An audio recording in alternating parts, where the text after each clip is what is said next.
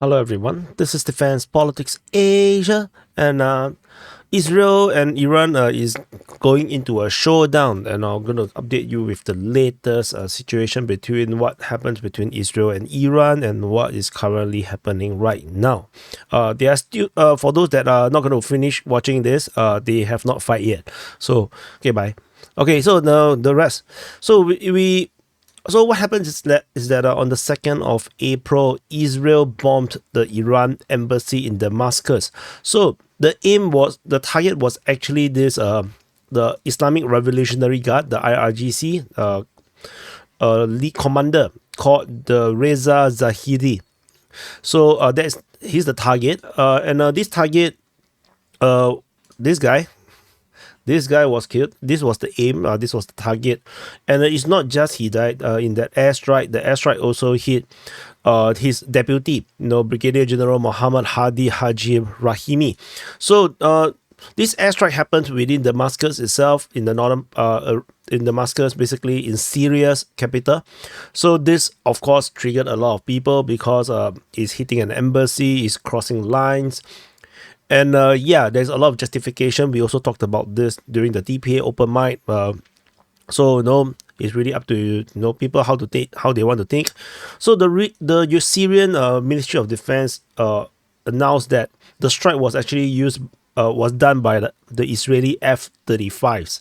So they say that the Israeli aircraft targeted the consulate building at around 5 p.m. local time, and the air defense shot down some of the missiles that was launched, but there are others that made it and destroyed the entire building, killing and injured everyone inside.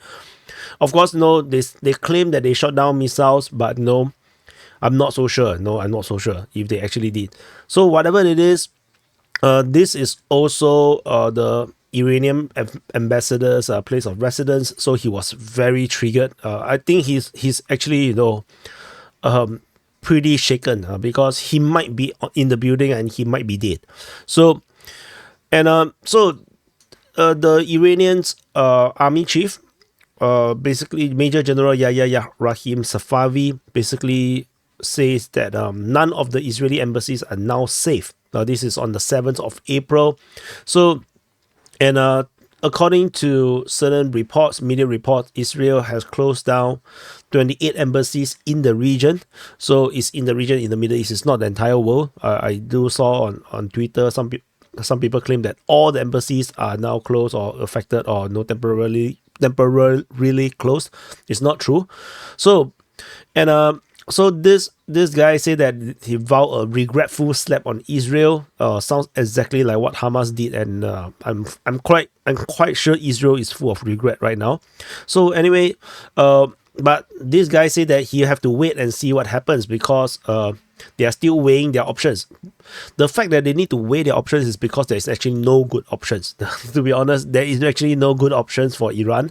It's because if you make the wrong option, it's a total war between the two countries, and once you go to war with Israel, you won't be fighting Israel alone.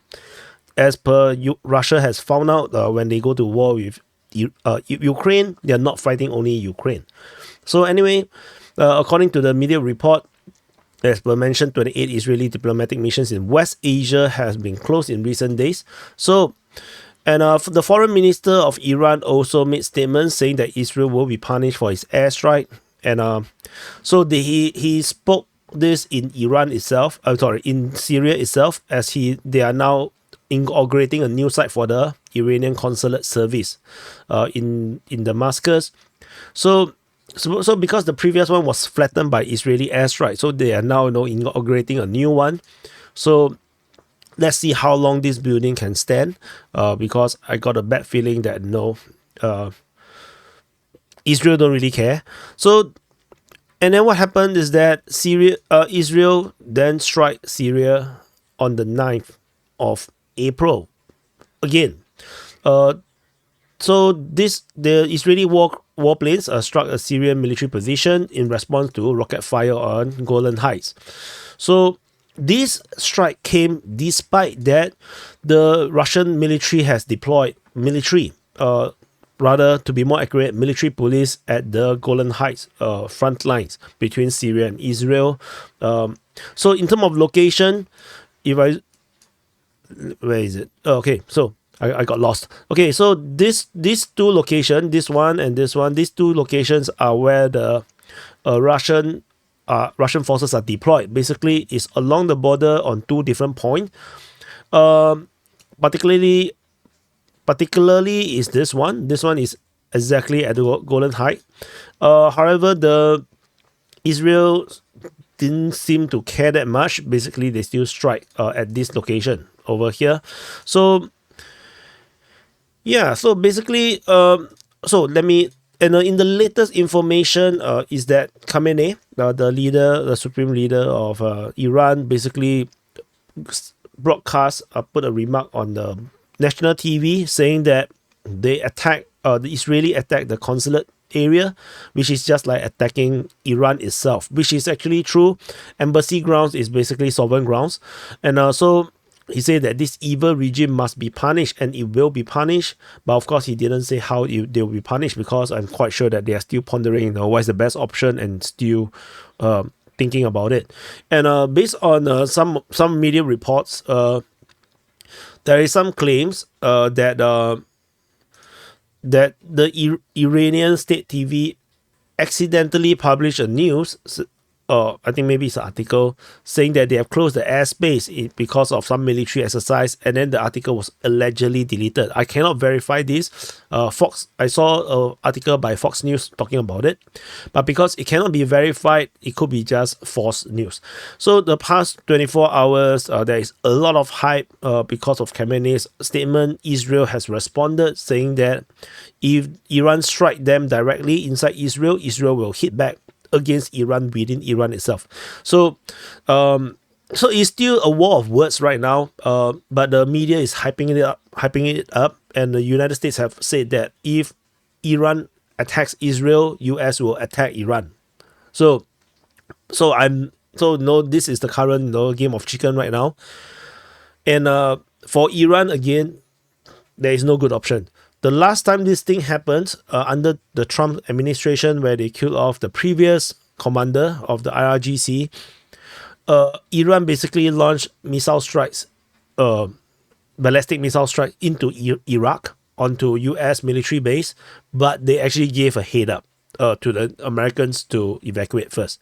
After they, I think after or just before they fire, they actually communicated to the American military, because Trump gave a warning: if a single American soldier is killed, United States will strike all of the heritage site in Iran, all the United Nations protected sites, those heritage sites, and basically Trump basically were going to hit places where Iran actually cares about.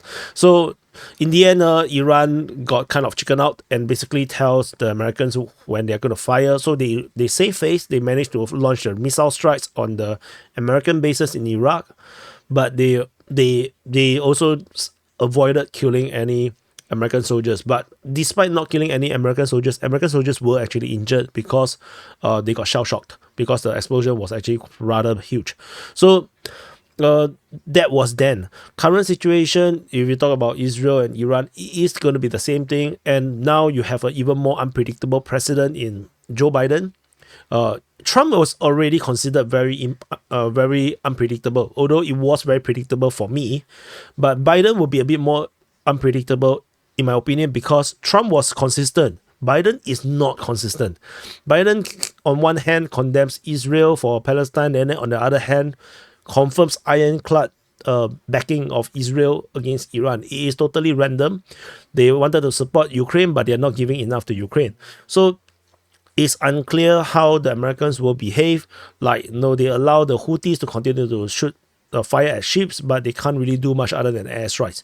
So the American guarantee is actually not very dependable for the Israelis, and I bet the Israelis knows that. So Iran, however, can't predict. Like I said, it's unpredictable. So they're not sure if they can go ahead or not. Israel versus Iran, it will be a never-ending war. in fact, Israel is not that big.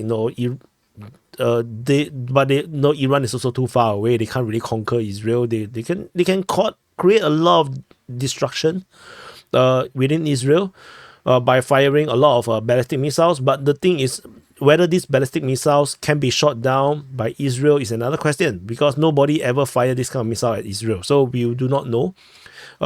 Israel is very capable of taking down small rockets, which probably is the only country in the world that is able to do that.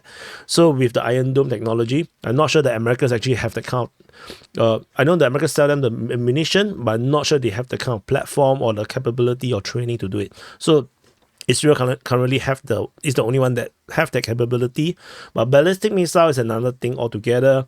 A lot of analysts, according to articles, saying that most likely Iran is going to going to attack Israel through their proxy, and the proxy is only in Syria. So and maybe Hezbollah, but Hezbollah do not really want to die for Iran. They clearly know is not in their benefit. The same thing happens between Hamas and Hezbollah. Hezbollah has not even invaded into Israel at all.